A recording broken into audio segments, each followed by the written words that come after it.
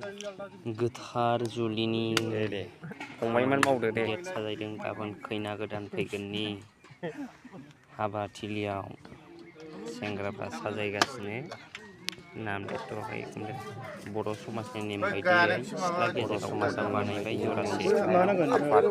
अदाब बानायनाय नुथाय फोसाबगासिनो गाबोन खैना गोदान लायगोननि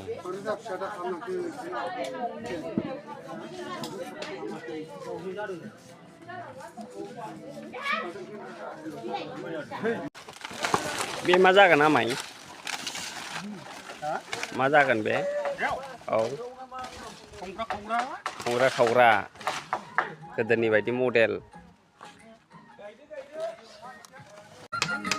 जाहांबाय गाइसमोन गाबोननि खैना गोदान लाबोगोना नै